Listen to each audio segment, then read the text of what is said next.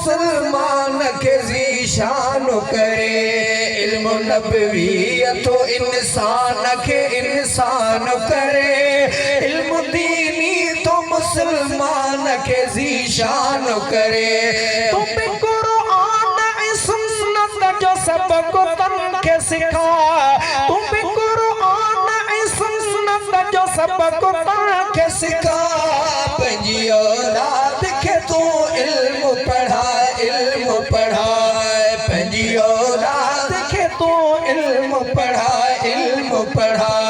दिन खा दूर करे ताके तू जाहिल न बड़ा पंजी औलाद के तू इल्म पढ़ा पंजी औलाद के तू इल्म पढ़ा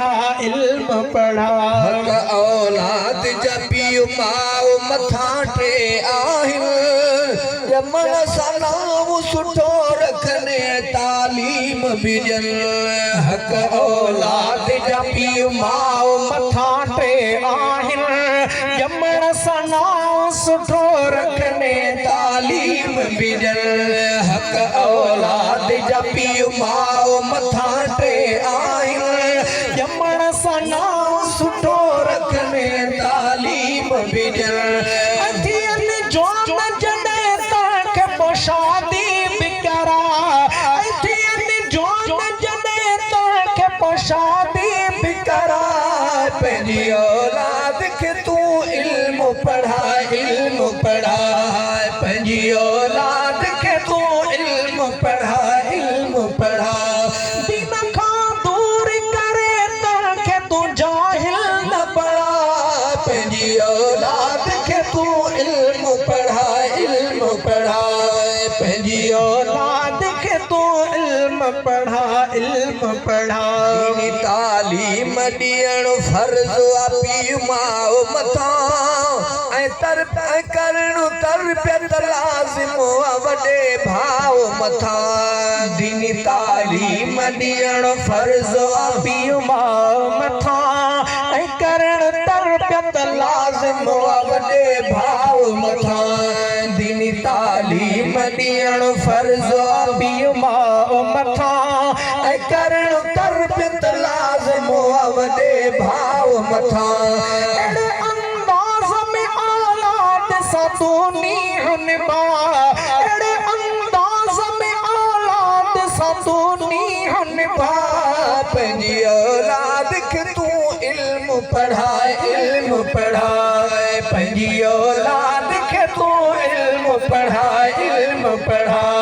दिन का दूर करे ताके तू जाहिल न बड़ा पंजी औलाद के तू इल्म पढ़ा पंजी औलाद के तू इल्म पढ़ा तालीम अबे अमर जो थी अदब नसे दुनियावी इल्म हया इल्म अथो खास खसे दीनी तालीम अबे अमर जो थी अदब नसे दुनियावी इल्म हया इल्म अथो खास खसे दीनी तालीम अबे अमर जो थी अदब नसे दुनियावी इल्म हया इल्म अथो खास खसे वठी गैरन जी सिखियो शर्म हया की न विना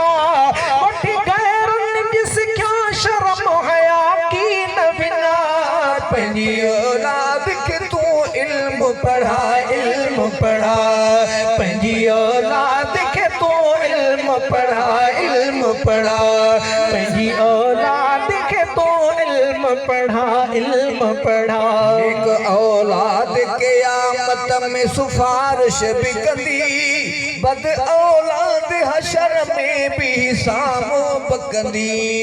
एक औलाद क़यामत में सिफारिश भी कंदी बद औलाद हशर में भी सामो बकंदी एक औलाद क़यामत में सिफारिश भी कंदी बद औलाद हशर में भी सामो बकंदी हशर जनी दुखे में तो पंजी जान छड़ा हशर जनी दुखे में तो पंजी जान छड़ा पंहिंजी औलाद खे तूं इल्म पढ़ाए पंहिंजी औलाद खे तूं इल्म पढ़ाए दीन खां दूर करे तव्हांखे तूं जाहिल न बणा पंहिंजी औलाद खे तूं इल्म पढ़ाए पंहिंजी औलाद खे तूं इल्म पढ़ा इन ॻाल्हि मथां अब्दुल वाहिद तूं बि इन ॻाल्हि मथां अमल अब्दुल वाहिद कर तूं बि इन ॻाल्हि मथां अमल अब्दुल वाहिद कर सोच ऐं सम्झ करे इन जे मथां ध्यानु तूं धर तूं बि इन ॻाल्हि मथां अमल अब्दुल वाहिद कर सोच ऐं सम्झ करे इन जे मथां ध्यानु तूं धर तेरा दर पाण अमल पोइ वञी ॿियनि खे ॿुधा तेरा दर पाण अमल पोइ वञी ॿियनि खे ॿुधा पंहिंजी औलाद खे तूं इल्म पढ़ाए पंहिंजी औलाद खे तूं इल्म पढ़ाए दीन खां दूर करे तव्हांखे तूं जाहिल न बणा पंहिंजी औलाद खे तूं इल्म पढ़ाए पंहिंजी औलाद